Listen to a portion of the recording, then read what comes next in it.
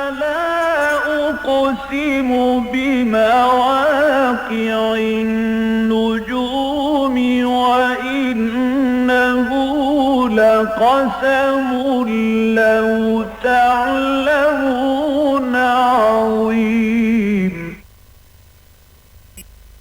إنه لقرآن كريم في كتاب مكنون لا يمسه إلا المطهرون تنزيل من رب العالمين.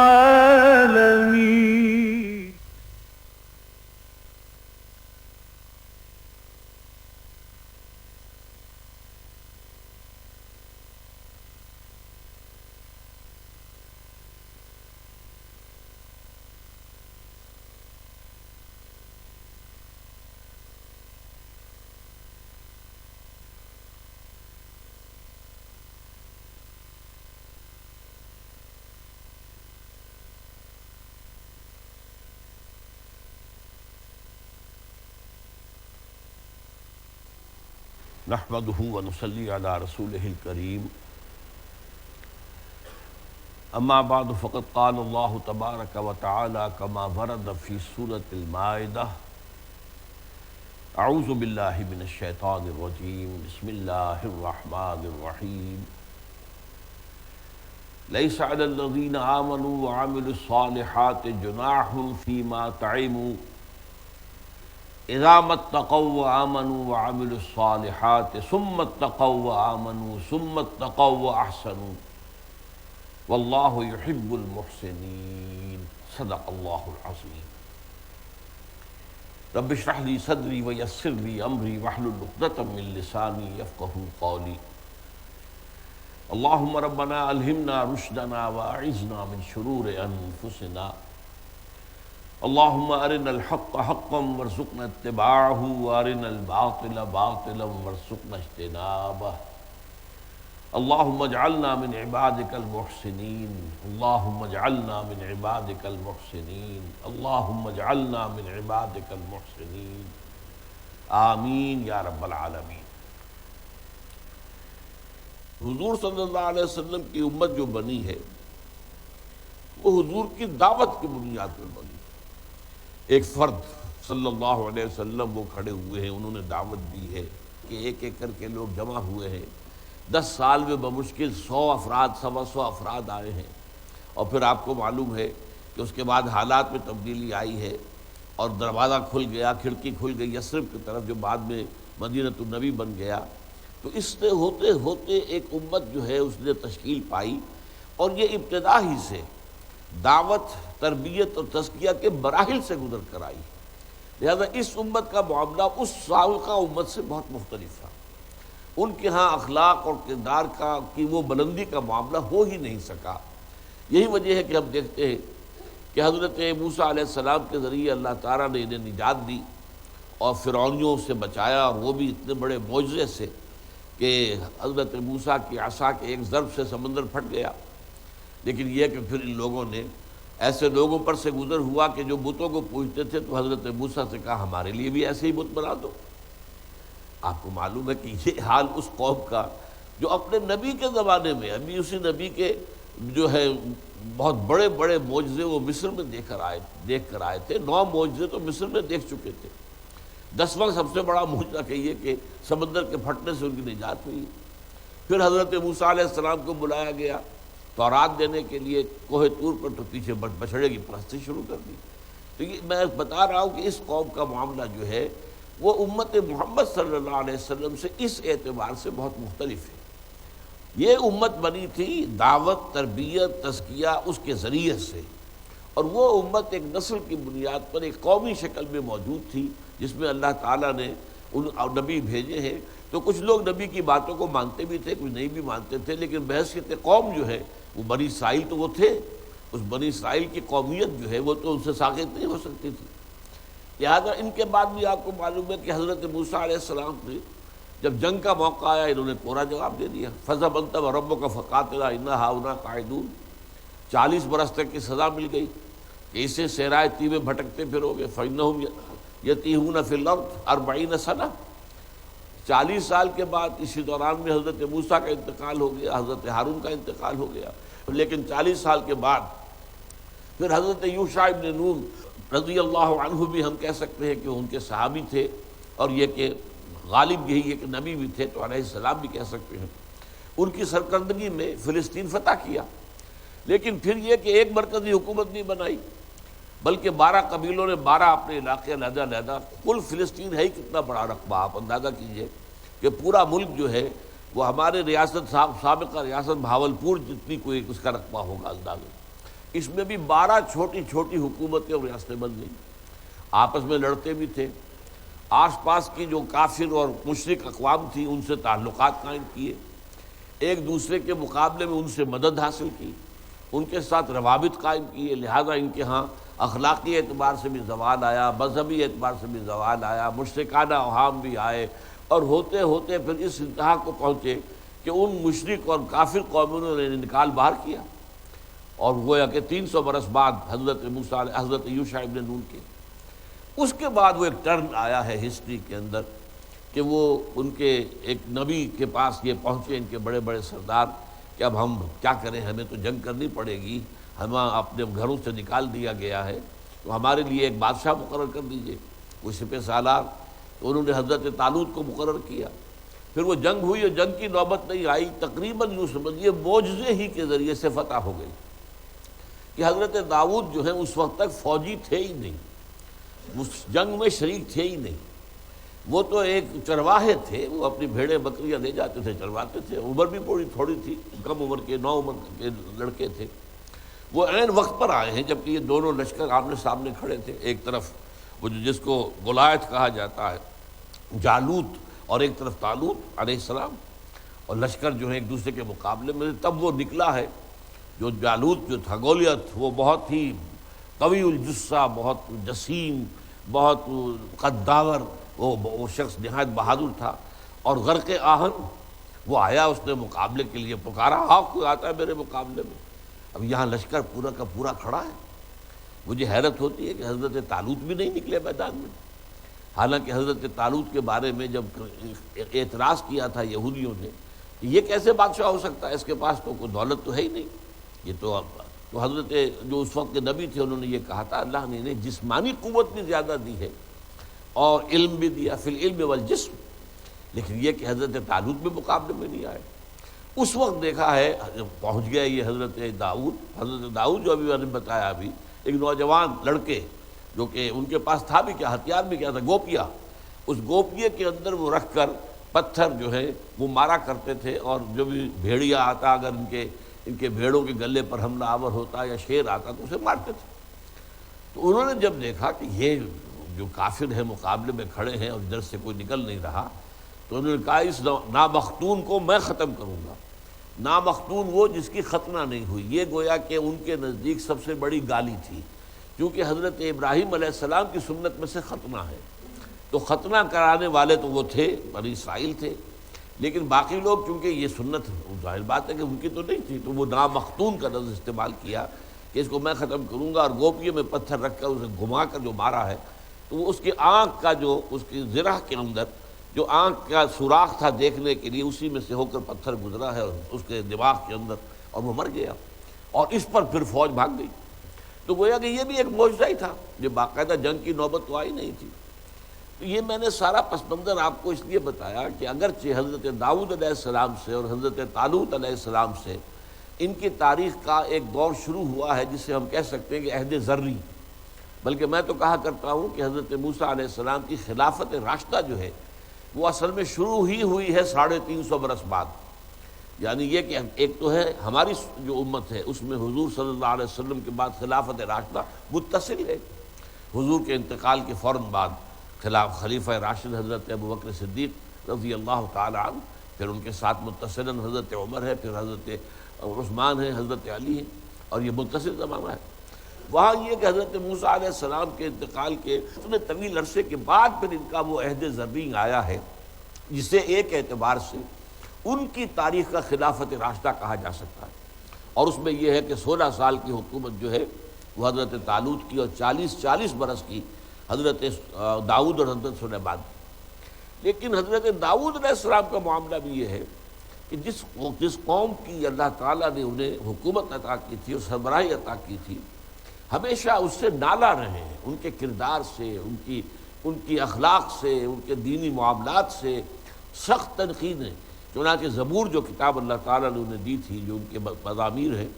مضمومات ہیں، ان کے اندر سے بہت سخت شدید تنقیدیں جو ہیں وہ حضرت داؤد علیہ السلام کی زبان مبارک کے ذریعے سے بنی اسرائیل کے لیے ہیں۔ معلوم ہوتا ہے کہ ان کا وہ کوئی اخلاقی معیار اتنا اونچا نہیں تھا،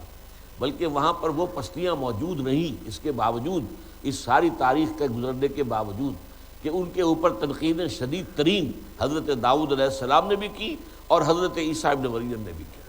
اب یوں سمجھیے کہ یہ گویا کہ ان کے ہاں ان کی جو تاریخی اعتبار سے ان کی عظمت کا دور ہے وہ حضرت داؤد سے شروع ہوتا ہے، اور حضرت عیسیٰ علیہ السلام ان کے آخری نبی ہیں۔ تو ان دونوں کا نام لے لیا ہے، ورنہ یہ کہ اکثر اگر آپ اولڈ ٹیسٹامنٹ کا مطالعہ کریں، قدیم جو ہے کتاب مقدس کا جو ہے اولڈ ٹیسٹامنٹ، عہد نامہ قدیم، تو ہر نبی نے بڑے سخت الفاظ میں تنقیدیں کی، ان کو لعنت اور ملامت کی ہے۔ لیکن خاص طور پر یہاں میں آپ کو پڑھ کر سنا دینا چاہتا ہوں، مولانا امیر احسن اصلاحی نے اپنی تفسیر تدبر قرآن میں یہ داؤد علیہ السلام کے بھی جو تنقید اور جو لعنت ملامت تھی بنی اسرائیل پر، اس کا ایک حصہ نقل کیا ہے، اگرچہ انہوں نے حوالے تو دیے ہیں۔ زبور کا باب 12، پھر باب 28، پھر باب 40، پھر باب 68، پھر باب 109، پھر باب 140، پھر باب جو ہے اس طریقے سے۔ لیکن یہ ایک باب کا ہے جو تھوڑا سا حصہ جو ہے 50ویں باب میں، یہ 16 سے 22 تک ان کی آیات ہے۔ تو حضرت داؤد کہتے ہیں، لیکن خدا شریر سے کہتا ہے تجھے میرے آئین بیان کرنے سے کیا واسطہ؟ یعنی تم میرا آئین لوگوں کو سناتے ہو، تمہیں کیا واسطہ؟ تمہارا اپنا عمل تو اس پر ہے نہیں، اور تو میرے عہد کو اپنی زبان پر کیوں لاتا ہے جبکہ تجھے تربیت سے عداوت ہے اور میری باتوں کو پیٹھ پیچھے پھینک دیتا ہے۔ تو چور کو دیکھ کر اس سے مل گیا اور زانیوں کا شریک رہا ہے، تیرے منہ سے بدی نکلتی ہے اور تیری زبان فریب گھڑتی ہے۔ تو بیٹھا بیٹھا اپنے بھائی کی غیبت کرتا ہے اور اپنی ماں کے بیٹے پر تہمت لگاتا ہے۔ تو نے یہ کام کیا اور میں خاموش رہا۔ تو نے گمان کیا کہ میں بالکل تجھ ہی سا ہوں، لیکن میں تجھے ملامت کر کے ان کو تیری آنکھوں کے سامنے تربیت دوں گا۔ اب اے خدا کو بھولنے والو، اسے سوچ لو، ایسا نہ ہو کہ میں تم کو پھاڑ ڈالوں اور کوئی چھڑانے والا نہ ہو۔ یہ انداز ہے حضرت داؤد علیہ السلام کا جو انہوں نے اپنی قوم بنی اسرائیل کے بارے میں ان سے گفتگو کرتے ہوئے اختیار کیا۔ اب اسی طریقے سے دیکھیے متی کی انجیل میں حضرت مسیح علیہ السلام کا بیان، اے ریاکار فقیہوں اور فریسیوں،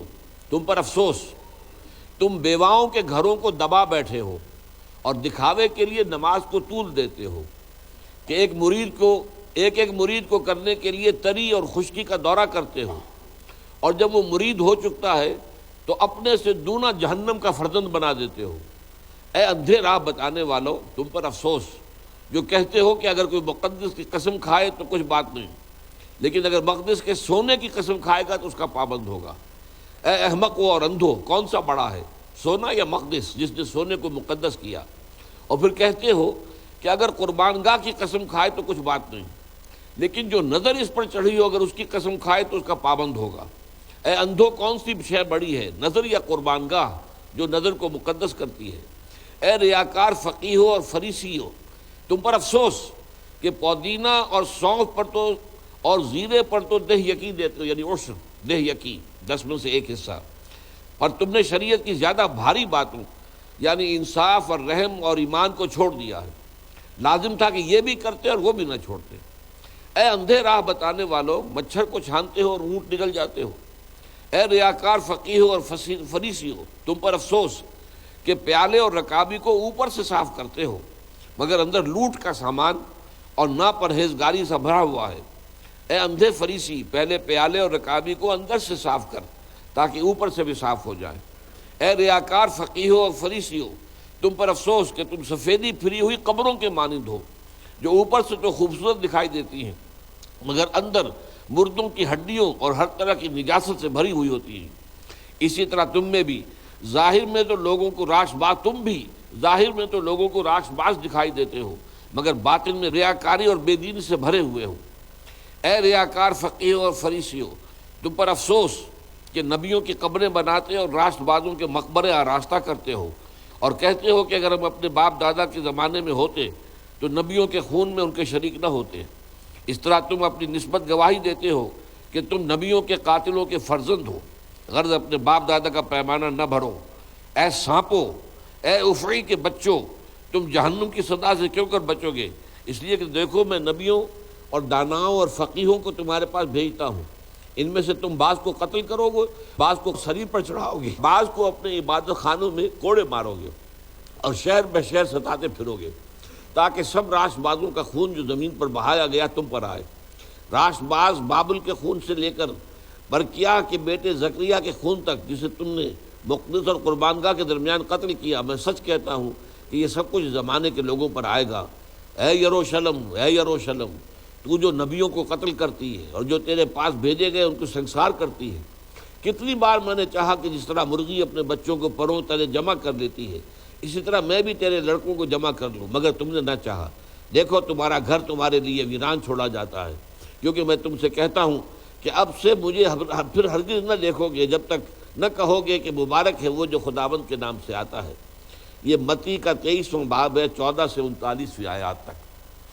یہ ہے ایک طرح کا اندازہ ان الفاظ مبارکہ کی وضاحت۔ لعن الذین کفروا من بنی اسرائیل علی لسان داؤد و عیسی ابن مریم۔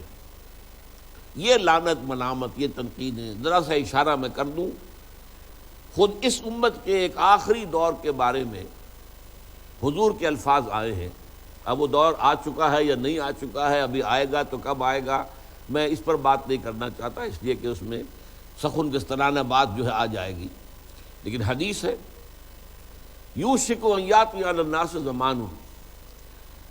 شک ہے، اندیشہ ہے کہ لوگوں پر، مسلمانوں پر، اے امت مسلمہ تم پر ایک ایسا زمانہ آ جائے گا، لا یبقى من الاسلام الا اسمہ، اسلام میں سے سوائے اس کے نام کے کچھ نہیں بچے گا، ولا یبقى من القرآن الا رسمہ، اور قرآن سے میں سے اس کے رسم الخط کے سوا کچھ نہیں بچے گا۔ مساجدہم عامرۃ، ان کی مسجدیں آباد تو بہت ہوگی، وہی خراب من الہدیٰ، ہدایت سے خالی ہوں گی۔ وہ ایک رسم ہے جو ہو رہی ہے، ایک اٹھک بیٹھک ہے جو ہو رہی ہے، ایک رسم جو ہے وہ چل رہی ہے۔ بس مساجدہم عامرۃ، اور بڑی آباد بھی ہوگی اور بڑی خوشنما بھی ہوگی اور شاندار بھی ہوگی، عالی شان بھی ہوگی، وہی خراب من الہدیٰ وعلماؤہم۔ اب یہاں دیکھیے، یہ فقیہوں اور فریسیوں،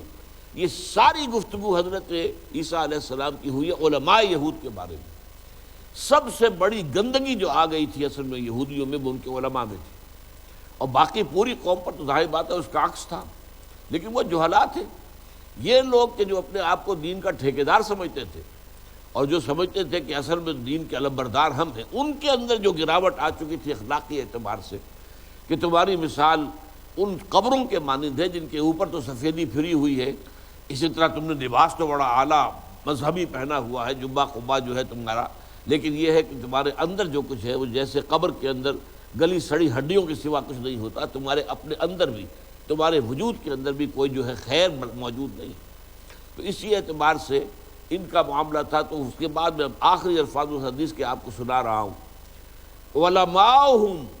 شر من تحت عدیم السماء، ان کے علماء جو ہے وہ آسمان کی چھت کے نیچے کی بدترین مخلوق ہوگی۔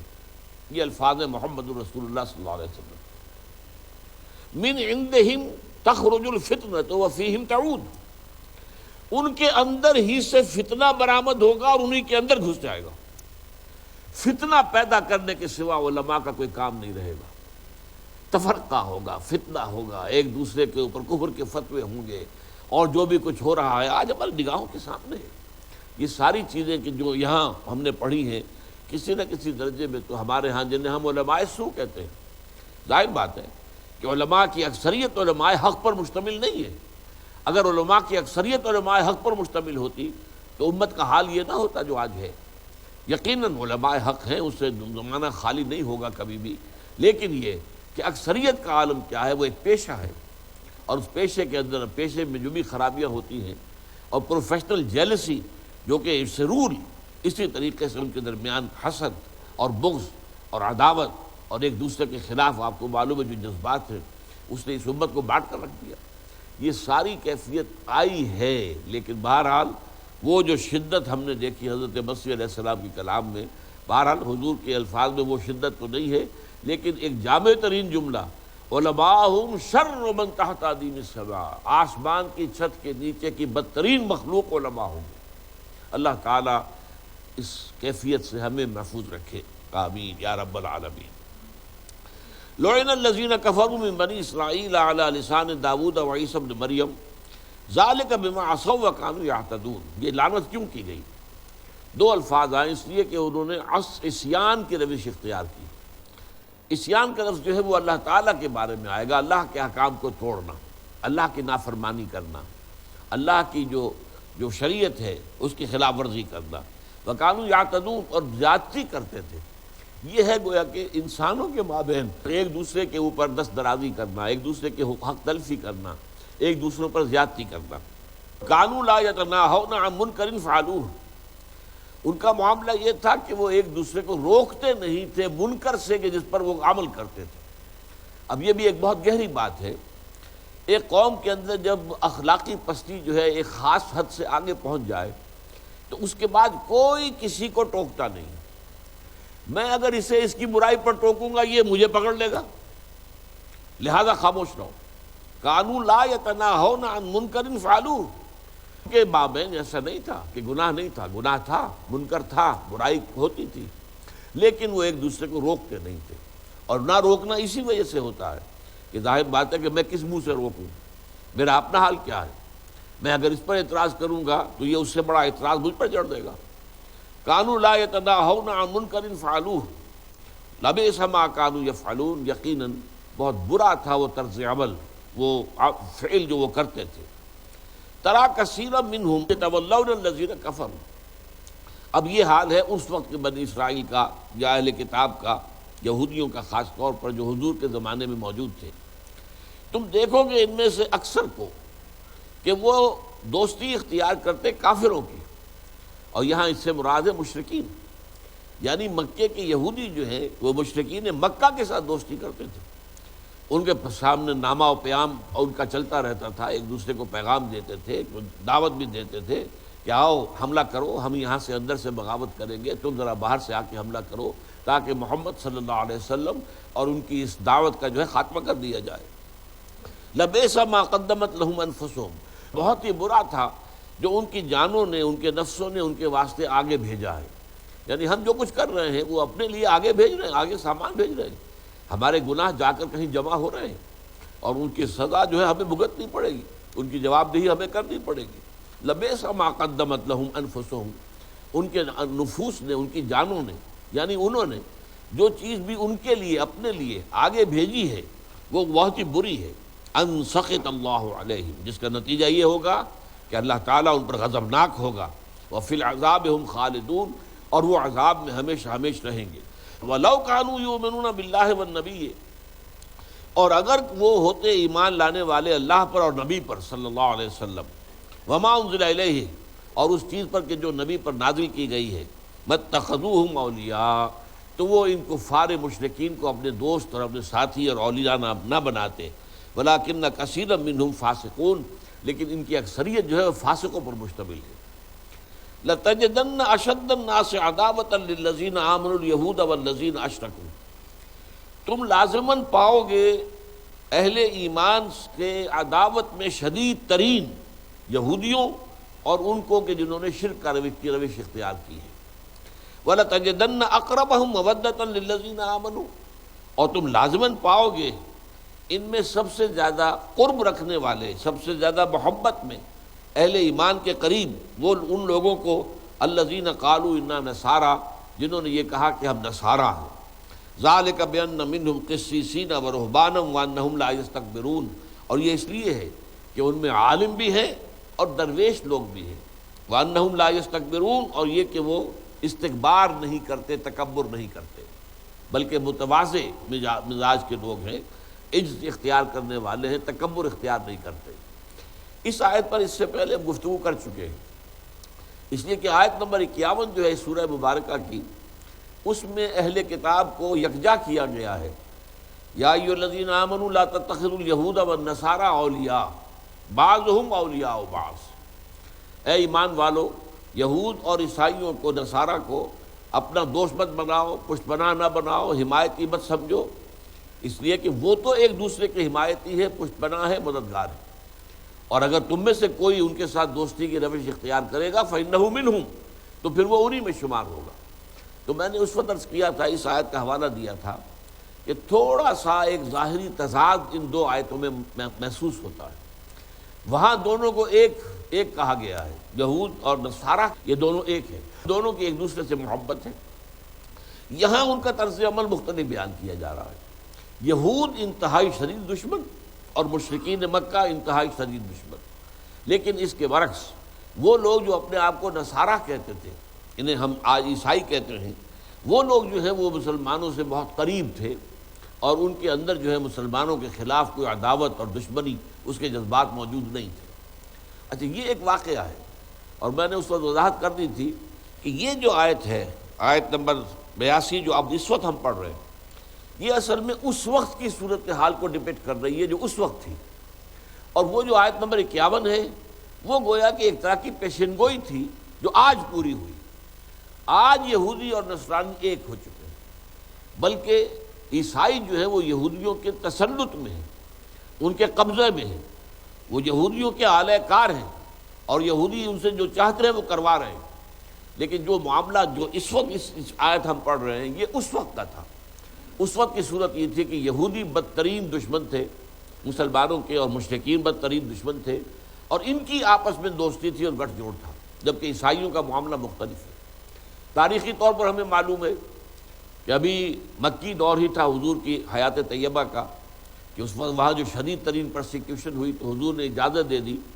کہ تم لوگ چاہو تو چلے جاؤ، حبشہ چلے جاؤ، جن سے بھی یہاں کی سختیاں برداشت نہیں ہو رہی ہیں انہیں اجازت دے دی گئی کہ حبشہ چلے جاؤ، وہاں ایک نیک دل حکمران ہے، وہاں تمہیں امن مل جائے گا۔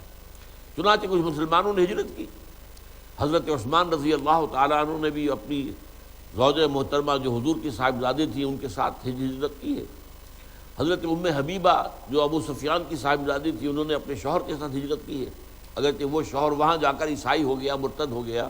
تو اس اعتبار سے گویا کہ سپریشن ہو گئی۔ حضرت ام حبیبہ جو ہیں وہ بغیر شوہر کے رہ گئی۔ یہی وجہ ہے کہ پھر حضور نے پیغام بھیجا تھا ان کی دلجوئی کے لیے، اور پھر حضور کا نکاح ہوا حضرت ام حبیبہ سے، اور نکاح پڑھا تھا نجاشی نے۔ بہرحال حبشہ میں جب یہ حضرات پہنچے ہیں تو نجاشی کا معاملہ آپ کے علم میں ہے، عیسائی تھا، عالم تھا، اور یہ بات اچھی طرح سمجھ لیجئے،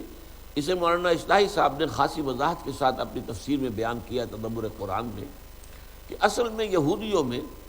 یہ دو فرقے ابتدا ہی سے ہو گئے تھے۔ ایک شمعون کے پیروکار تھے، سائمن جس کو کہا جاتا ہے بائبل کے سائمن، اور ایک تھے پال کے جو ماننے والے تھے۔ یہ پال جو ہے یہ تو حضرت مسیح کی زندگی جب تک حضرت مسیح موجود تھے دنیا میں وہ ایمان بھی نہیں لایا، بلکہ کٹر دشمن تھا، ایذا پہنچاتا تھا حضرت مسیح کو بھی اور حواریین کو بھی۔ لیکن حضرت مسیح کے رفع سماوی کے بعد پھر اس نے لبادہ اوڑھا، اور اس نے گویا کہ ڈھونگ رچایا کہ مجھے جو ہے خاص جو ہے وہ رویا حاصل ہوئی ہے، اور مسیح سے میری ملاقات ہوئی ہے عیسیٰ سے، اور میں ان پر ایمان لایا ہوں، اور اس کے بعد وہ ان میں شامل ہوا حواریین کے اندر، اور پھر اس نے اتنی حیثیت وہاں حاصل کر لی کہ اکثر لوگوں کو اپنا پیروکار بنا لیا، اور اسی نے اصل میں جو حضرت مسیح علیہ السلام کا اصل دین تھا اس میں ساری خرابی پیدا کی ہے۔ تثلیث کا گھڑنے والا بھی وہی شخص ہے۔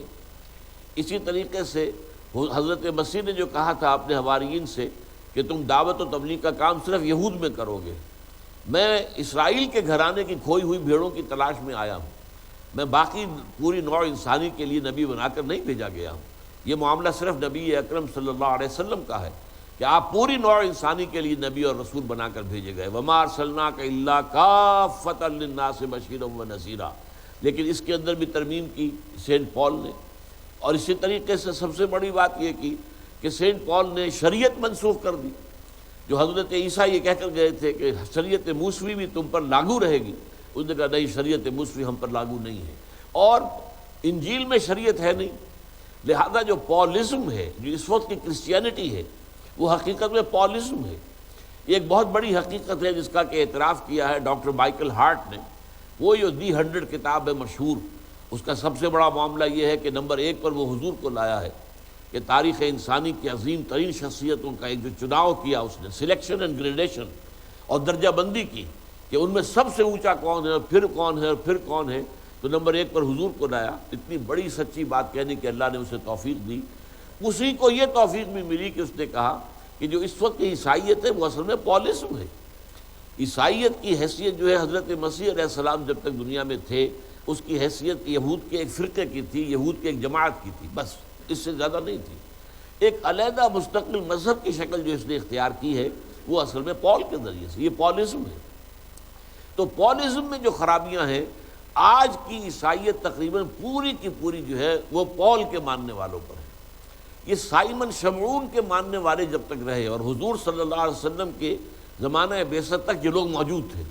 اور یہ لوگ جن کا میں اب تذکرہ کر رہا ہوں یہ اپنے آپ کو نصارہ کہتے تھے، جبکہ یہ عیسائی جو ہیں انہوں نے اپنے لیے لفظ کرسچین اختیار کیا تھا۔ انہوں نے کرسچینٹی اور کرسچین کا لفظ جو ہے پال کے جو ماننے والے تھے انہوں نے اختیار کیا، جبکہ جو حضرت شمعون کے جو پیروکار تھے وہ اپنے آپ کو نصارہ کہتے تھے۔ اب نصارہ میں اشارہ ادھر بھی ہے کہ مسیح ناصری، حضرت مسیح علیہ السلام کا جو ولادت کا مقام ہے وہ ناصرہ ہے، ایک گاؤں ہے۔ اسی طریقے سے نحن انصار اللہ والی بات جو آئی ہے تو انصار اس سے بھی نصارہ ہو سکتا ہے۔ تو گویا کہ ان روایات کے حامل اس وقت تک عیسائی موجود تھے جس وقت کا تذکرہ اس آیت میں ہو رہا ہے۔ ان میں سے حضرت نجاشی کا معاملہ میں بیان کر رہا تھا کہ جب قریش نے بھیجا ہے عمرو بن العاص کو، اس وقت تک وہ ایمان نہیں لائے تھے، اس لیے میں رضی اللہ تعالیٰ عنہ کے الفاظ استعمال نہیں کر رہا،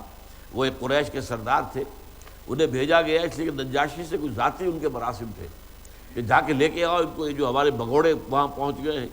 وہ گیا وہاں پر، اس نے نجاشی سے کہا کہ ہمارے کچھ غلام بھاگے ہوئے آ گئے ہیں، آپ کے ہاں چھپ گئے ہیں، پناہ لے لی ہے، ہمیں واپس کر دیجیے۔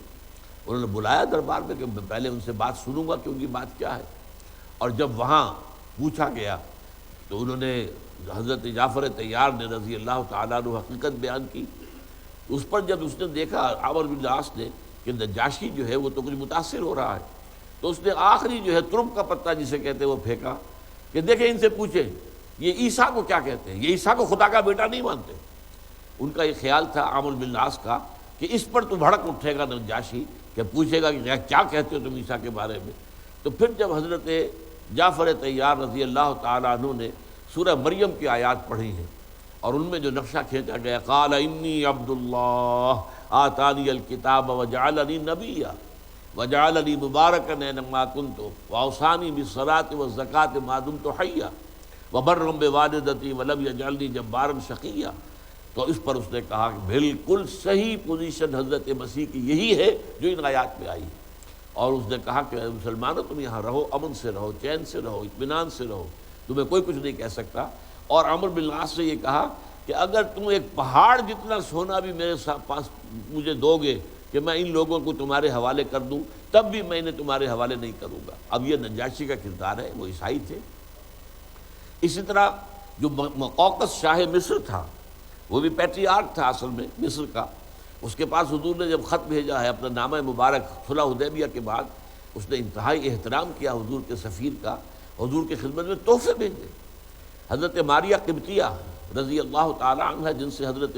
ابراہیم کی ولادت ہوئی ہے حضور کی عمر کے آخری دور میں، تو آپ وہ وہاں سے آئی تھی اور انہوں نے بھیجا تھا۔ تو اسی طریقے سے ایک اور بھی تھی جن کو حضور نے حسان ابن ثابت رضی اللہ تعالیٰ عنہ کو دے دیا تھا، انہوں نے بڑی عزت کی۔ اسی طریقے سے ہرقل کے بارے میں آتا ہے کہ جب اس کے پاس حضور کا خط پہنچا تھا، ہرقلیس ہرقل، اور یہ اس وقت کا جو ہے جو سمجھیے کہ قیصر اور یہ تھا روم کا شہنشاہ، اس کے پاس جب خط پہنچا ہے تو وہ خط پڑھتے ہی وہ بھی پہچان گیا کہ یہ وہی نبی ہے جس کا کہ ہم انتظار کر رہے تھے۔ لیکن اب یہ کہ اس کے پاؤں میں بیڑیاں پڑی ہوئی تھی، اتنی بڑی سلطنت اور اس کی جو بادشاہت ہے، اس کی حکومت ہے، اس نے کوشش یہ کی کہ کہ تقریباً 250 برس قبل جو واقعہ پیش آیا تھا دوبارہ وہی ہو جائے۔ 250 برس قبل سن 300 عیسوی میں، 300 کے کچھ بعد ہوا کیا تھا کہ کانسٹنٹائن جو ایمپرر تھا روم کا، اس نے عیسائیت قبول کی تھی اور پوری رومن امپائر عیسائی ہو گئی تھی۔ یہ ٹرننگ پوائنٹ ہے یہودیوں اور عیسائیوں کے معاملے میں۔ ان کے جو تعلقات رہے ہیں اس سے پہلے جو ہے یہودی انتہائی ستاتے تھے عیسائیوں کو، بہت پرسیکیوٹ کرتے تھے کہ یہ ہمارے جو ہیں یہ لوگ جو ہیں ہمارے دین کے باغی ہیں۔ لیکن اب جب عیسائی جو ہیں اب وہ پوری سلطنت عیسائی ہو گئی اور جو ہے قیصر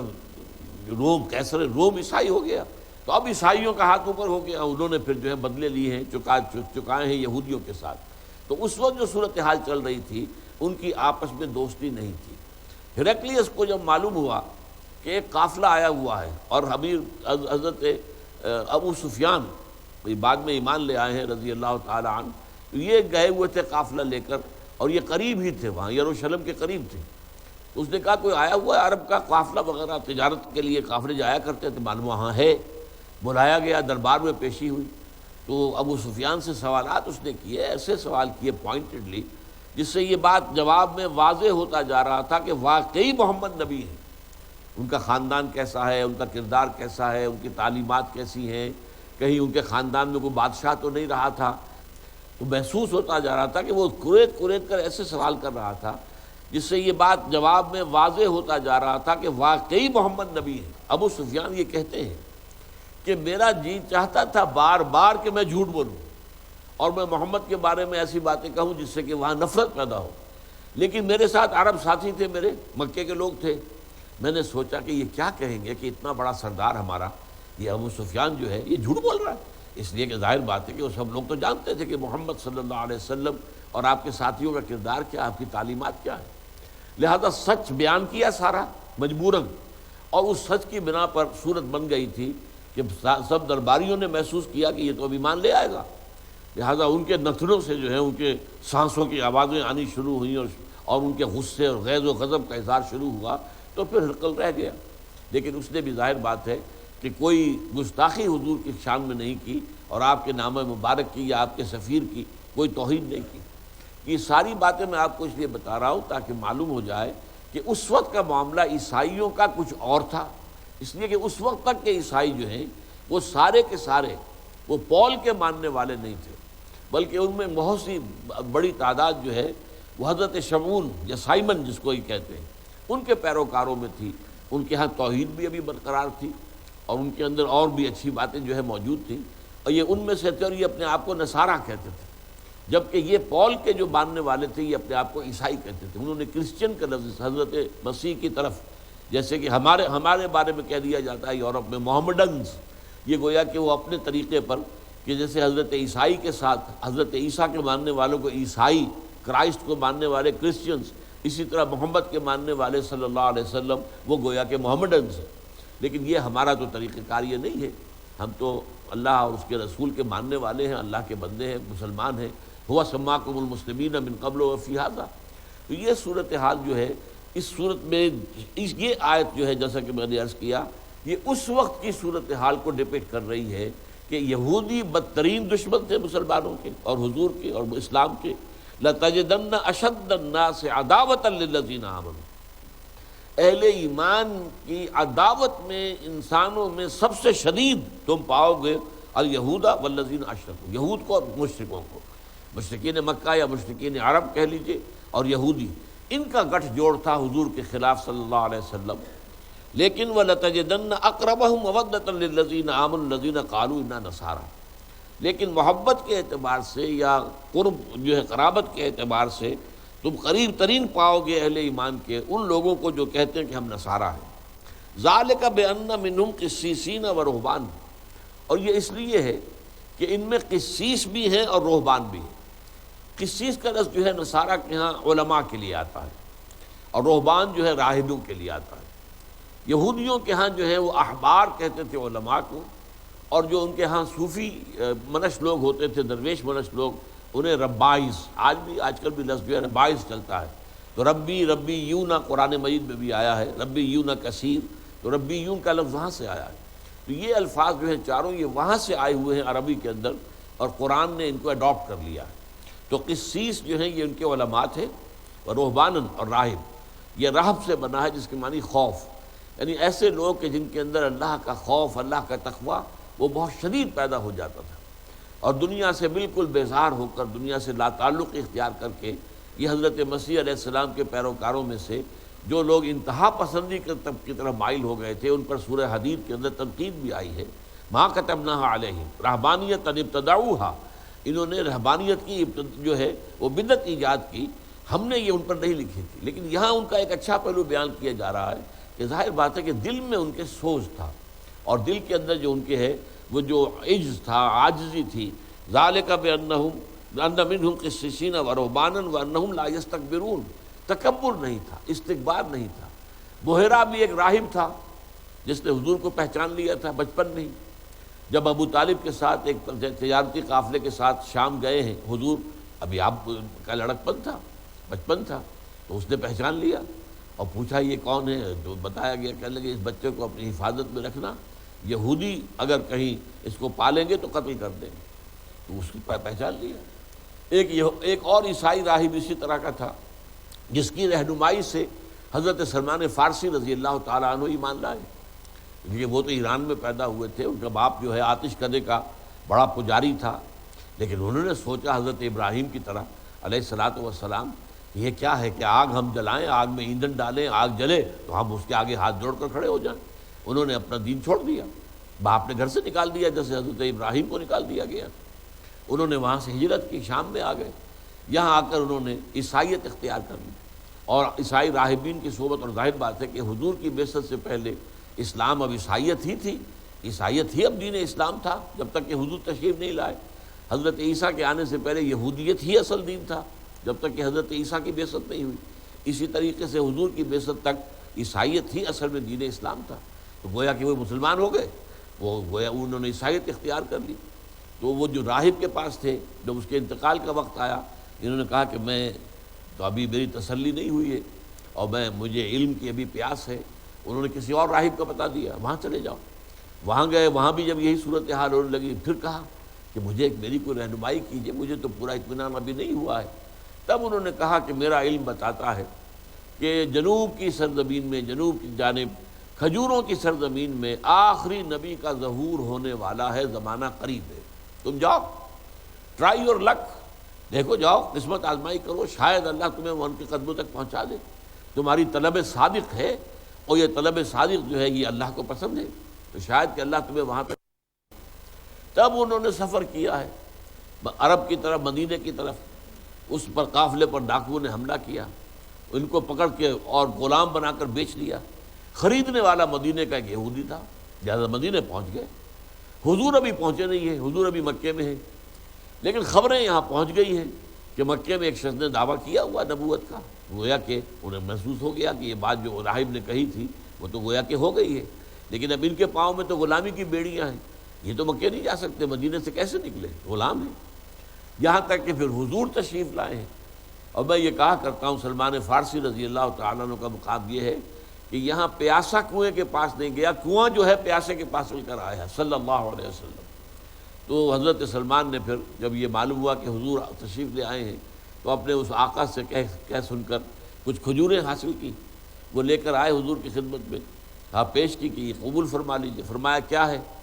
عرض کیا کہ یہ صدقہ۔ فرمایا نہیں، صدقہ میں نہیں لیتا، یہ میرا باقی حق ہے، تقسیم کر دوں۔ پھر جو ہے کچھ عرصے کے بعد پھر آئے، پھر کچھ لے کر آئے کھجوریں۔ اب پوچھا کیا ہے؟ فرمایا، عرض کیا کہ یہ ہدیہ ہے۔ پھر ہاں ٹھیک ہے، ہدیہ میں قبول کرتا ہوں۔ یہی نشانی اس راہب نے بتائی تھی کہ وہ صدقہ قبول نہیں کریں گے، ہدیہ قبول کر لیں گے، بس یہ ایمان لے آئے، پاؤں میں پڑ گئے۔ اب یہ صورتحال تھی کہ اس وقت کی عیسائیت جو ہے اسے آپ آج کی عیسائیت پر قیاس نہ کریں۔ آج کی عیسائیت کا معاملہ وہی ہے جو آیت نمبر 51 میں سامنے آیا ہے، یا ایھا الذین آمنوا لا تتخذوا اليہود والنصارى اولیاء بعضهم اولیاء بعض، وہ ایک دوسرے کے ساتھ ان کا گٹھ جوڑ ہے۔ آج عیسائی یہودی گٹھ جوڑ ہے۔ آج جو نیو ورلڈ آرڈر کا طوفان جو اٹھایا جا رہا ہے یہ ان دونوں کے اشتراک سے، بلکہ اصل حقیقت یہ ہے کہ اس میں جو بالا تر معاملہ ہے وہ یہودیوں کا ہے، ساری سازشیں ان کی ہیں، اور وہ ہیں جو حقیقت کے جو عیسائیوں کو آلہ کار کے طور پر استعمال کر رہے ہیں۔ عیسائیوں میں خاص طور پر پروٹیسٹنٹس، یہ مذہب انہوں نے جو ہے ایجاد بھی کروایا یہودیوں نے، اور انہوں نے پھاڑ دیا، عیسائیت کو دو حصوں میں تقسیم کیا، کیتھولکس اور پروٹیسٹنٹس۔ کیتھولکس یہودیوں کے خلاف رہے ہیں حال ہی تک، لیکن اب انہوں نے بھی ان کو معاف کر دیا ہے، اور جو پچھلا پوپ تھا جو فوت ہو چکا ہے، اس نے جو ہے وہ ایک دے دیا تھا فتویٰ کہ یہ یہودی حضرت مسیح کے سولی چڑھائے جانے کے ذمہ دار نہیں ہیں۔ حالانکہ اس سے پہلے پوری تاریخ جو ہے ان کی تمام اناجیل اب بھی لکھتی ہیں یہ کہ یہودیوں کا فتویٰ تھا، جس کے تحت جو وہاں پائلیٹس پونٹس گورنر تھا یہ رومی، اس نے جو ہے سولی پر چڑھانے کا حکم دیا ہے، اور اپنے ہاتھ اس نے دھوئے، باقاعدہ تسلا منگایا پانی کا، اس میں ہاتھ دھویا، اس نے کہا I wash my hands of the blood of Jesus, میں تو اپنا ہاتھ دھو رہا ہوں، میرا کوئی حصہ نہیں ہے، جیسس کا خون بہانے میں میرا کوئی دخل نہیں ہے، یہ تمہارا اصرار ہے۔ یہ اصل میں جو آٹونومی انہوں نے دے رکھی تھی یہودیوں کو مذہبی طور پر، تو اس میں ان کی پابندی تھی کہ یہودیوں کا کوئی جو بھی ان کا جو دو فقہا کا جس کو ہیڈن کہتے تھے، وہ وہاں سے جو فتویٰ آ جائے گا مذہبی اعتبار سے، اس کو ایگزیکیوٹ کرنے کے پابند ہوں گے۔ یہ ان کا آپس میں گویا کہ ایک طرح کی انڈرسٹینڈنگ تھی، لہذا پائلیٹس پونٹس نے پھر دیا ٹھیک ہے اس کو جا کے سولی چڑھا دو۔ واقعی یہ کہ وہ حضرت مسیح تو تھے ہی نہیں، وہ تو کوئی اور تھا، وہ تو جوڈاس اسکریوٹ تھا جس نے غداری کر کے حضرت مسیح کو اس وقت کی جو تاریخ ہے اس کے مطابق گرفتار کرایا تھا۔ حضرت مسیح کو تو جس باغ میں وہ روپوش تھے وہاں پر ابھی رومی سپاہی داخل ہوئے بھی نہیں ہیں، جوڈاس صرف اندر آیا ہے اور اس نے کہا تھا کہ تم ذرا باہر ٹھہرو، تھوڑی دیر کے بعد اندر آنا، جس کو میں کہوں اے میرے استاد، بس اس کو پکڑ لینا، وہی مسیح ہے۔ رومنس جانتے نہیں تھے زیادہ حضرت مسیح کو، رومی سپاہیوں کو کیا سروکار تھا اس سے، بس وہ ہوا کہ لیکن جب یہ داخل ہوا ہے عین اسی وقت چھت پھٹی ہے اس کمرے کی، کوٹھری کی۔ باغوں میں جیسے آپ کو معلوم ہوتا ہے کوٹھریاں ہوتی ہیں، اس کے اندر کوئی رکھے ہوئے ہوتے ہیں آلات جو ہیں، کوئی کھرپے، کوئی دلہاتیاں، کچھ اور کسیاں وسیاں، وہیں پر حضرت مسیح تھے جو عبادت کر رہے تھے۔ تو اسی وقت چھت پھٹی ہے، 4 فرشتے اترے ہیں اور حضرت مسیح کو اٹھا کر وہ آسمان پر لے گئے، اور اس شخص کی جوڈاس اسکریوٹ کی شکل بنا دی گئی حضرت مسیح کی۔ اب یہ باہر آیا ہے تو بقیہ جو وہاں پر حواری تھے انہوں نے کہا ہے ہمارے استاد، اسی وقت جو ہے وہ جو ہے رومی سپاہی داخل انہوں نے اس کو پکڑ لیا اور اسی کو سولی چڑھایا۔ یہ ساری تفصیل یہ انجیل برنباس میں ہے۔ برنباس بھی حضرت مسیح کے حوارین میں سے ایک تھے، اور ان کی انجیل جو ہے وہ صحیح ترین انجیل ہے، اور اس میں جس قدر کثرت کے ساتھ اور جس کا تکرار کے ساتھ حضور صلی اللہ علیہ وسلم کی پیشین گوئیاں وارد ہوئی ہیں، وہ واقعتاً لائق مطالعہ ہے۔ اور یہ کہہ دیتے ہیں یہ لوگ کہ کسی مسلمان نے لکھی ہوگی، ہمارے ہاں تو اس کا تذکرہ ہی نہیں تھا، سرے سے پورے 1200-1300 برس تک انجیل برنباس کا ذکر ہمارے ہاں کسی نے نہیں کیا، کسی عالم دین نے نہیں کیا، نہ حضور نے فرمایا اس کے بارے میں کچھ، نہ قرآن مجید میں تذکرہ ہے، نہ اس کے بعد ہماری کتابوں میں کوئی تذکرہ ہے۔ کسی مسلمان نے لکھی ہوتی تو ہمارے ہاں تذکرہ ہوتا اس کا، اسے دلیل کے طور پر پیش کرتے، عیسائیوں کے خلاف مناظرے میں اس کا حوالہ دیتے، لیکن نہیں، یہ تو پوپ کی لائبریری سے یہ نسخہ برآمد ہوا ہے اور پھر وہ چھپا ہے، اور اب دنیا کے اندر وہ عام ہے۔ برنباس ایونجیلیم برنابے جو برنباس کی انجیل ہے، اس سے یہ معلوم ہوا۔ بہرحال صورتحال جو میں نے آپ سے عرض کی وہ یہ ہے کہ یہودیوں اور عیسائیوں کے درمیان یہ فرق جو اس آیت میں سامنے آ رہا ہے، اور جو بہت نمایاں فرق ہے، تاریخی اعتبار سے ثابت ہے فرق، کہ بدترین دشمنی یہودیوں اور مشرکین عرب کو تھی، اور ان کا آپس میں گٹھ جوڑ تھا، لیکن مسلمانوں اس کے ساتھ ایک نرم دل رکھنے والے اگر تھے تو وہ عیسائی تھے۔ نجران کے عیسائیوں کا وفد بھی جب آیا تھا تو ان کے جو بڑے دونوں سردار تھے وہ دل میں جو ہے قائل ہو گئے تھے، اور جب جیسا کہ ہم سورہ آل عمران میں پڑھ چکے ہیں، جب آخر میں جب مناظرے کے اختتام ہو گیا اور بات انہوں نے نہیں مانی تو پھر آپ کو معلوم ہے مباہلے کی دعوت دی گئی، مباہلے سے وہ بھاگ گئے اور راتوں رات جو ہے وہاں سے نکل گئے، مباہلہ کرنے کی جرت نہیں ہوئی۔ اس حوالے سے انہوں نے بھی پہچان لیا تھا، لیکن ان کو بھی صورت یہی پیش آئی تھی کہ وہاں اصل میں جب وہ آ رہے تھے تو یہ 2 بھائی تھے اصل میں، تو ان میں سے جو بڑا تھا وہ اسقف تھا ان کا، تو وہ چھوٹے کے گھوڑے نے یا اونٹ ہو جو بھی ہو اس نے کو ٹھوکر کھائی، تو اس نے کہا تعیس الابعد، ہلاک ہو جائے وہ دور والا۔ اس نے کہا بڑے نے کہ یہ دور والا کون، کس کو کہہ رہے ہو؟ کہ محمد کو صلی اللہ علیہ وسلم۔ نہیں مت کہو، وہ اللہ کا نبی ہے۔ تو اس نے کہا پھر مانتے کیوں نہیں؟ کہ اگر ہم مان لیں گے تو ہمیں جو مراعات حاصل ہیں جو ہرقل کی طرف سے، سلطنت روما کی طرف سے جو ہمیں مراعات ملتی ہے، ہمیں مدد ملتی ہے، وہ ہمارا سلسلہ بند ہو جائے گا، لہذا مانیں گے تو نہیں، لیکن حقیقت میں تو وہ نبی ہے صلی اللہ علیہ وسلم۔ تو یہ ہے اصل میں فرق اس وقت کے نصارہ کا اور آج کے نصارہ کا۔ آج کا معاملہ جو آیت نمبر 51 ہے اس سورہ مبارکہ کی، اس کے سامنے اس میں واضح ہوتا ہے، اور جو اس وقت کا معاملہ تھا وہ اس آیت میں ہے۔ ذالک بان منہم قسیسین ورہبانا وانہم لا یستکبرون۔ اس کے بعد جو یہ آیت ہے، اب وقت تو ہے نہیں، صرف میں اجمالاً عرض کر دیتا ہوں۔